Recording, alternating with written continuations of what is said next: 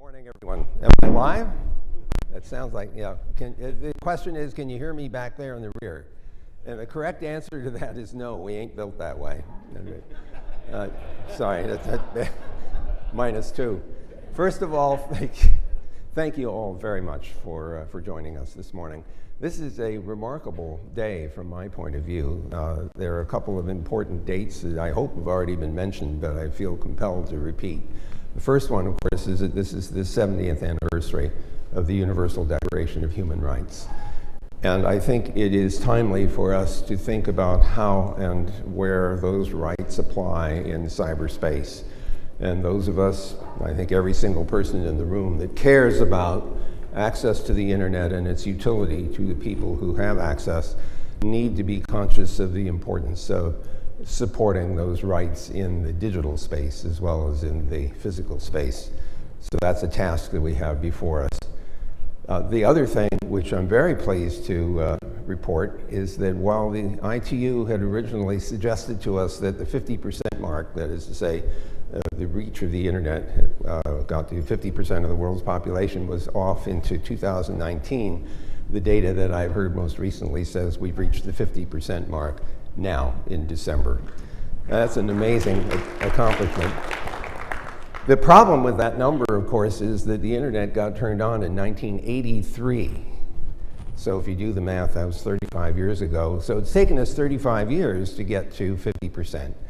And so we have to accelerate the remainder of that penetration so that we can reach the rest of the world. By good fortune, there's a great deal of initiative in a variety of places to try to get to that number faster. Examples of this are large-scale satellite constellations like the ones that Elon Musk has proposed and recently got permission to launch. Although I have to tell you, putting 12,000 satellites in orbit, I keep thinking that by the time you get the last one in orbit, the first one will be falling out of the sky. But that's a good thing for his SpaceX business model because you have to keep launching, So Elon's one smart cookie. The second thing, of course, is that there is a remarkable increase in the amount of connectivity in optical fiber, undersea optical fiber. If you have not looked at telegeography, go have a look at the website and look at the amount of undersea cable that has been installed over the last decade or so. I thought that it was, I would lose money on a bet that any of the islands in the Pacific, with the exception of a few, would be cable connected, but I was quite wrong. If you look at the density of cable that's beginning to populate in the Pacific especially, it's remarkable. The other thing which we all worry about, of course, is global warming and all of its side effects. But one of the potentially beneficial side effects, if we can call it that, is that the Arctic is beginning to open up. We may be able to pull cable and sea lanes, Northwest Passage, across the top of the world, where we could not have done that before. By the way, just to give you another piece of good news on global warming, if the normal cycle were to continue, we would have gotten to an ice age about 50,000 years from now. And I don't know if you think a little bit about the ice ages and how the sheets of ice come down to nearly, several into the latitudes that where we are heavily populated. You can't stop an ice sheet. I mean, it'd be pretty devastating from the point of view of civilization. Some of the long-term climatologists are telling us that because global warming is happening, that the next ice age will be postponed until 400,000 AD. So, we can breathe a sigh of relief that. I also wanted to mention that yesterday, up at the Computer History Museum, we celebrated the 50th anniversary of the mother of all demos. Doug Engelbart demonstrated his online system in San Francisco remotely from the computer facilities at SRI International. We played videos of that. Tim Berners-Lee, who's over here somewhere, was present. I want to welcome him today to do this meeting as well.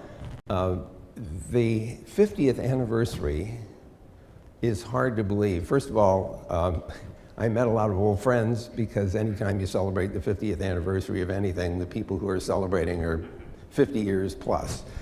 What is remarkable about that demonstration is that he was showing people interacting with each other with video on a common document. You know, we thought at Google that we'd really done this great thing with Google Docs, and it's amazing, and lots of people can interact.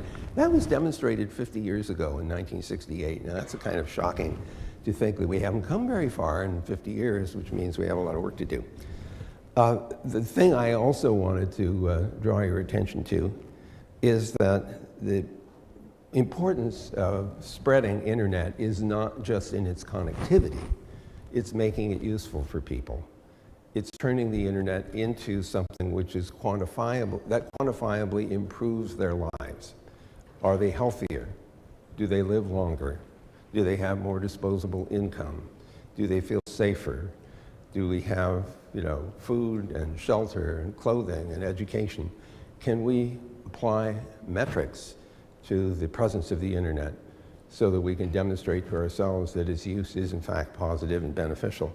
The people-centered internet is all about that, and then Maylin, as you heard earlier today, is passionate on this point. She's the co-founder, and you can see why she would want to pursue that.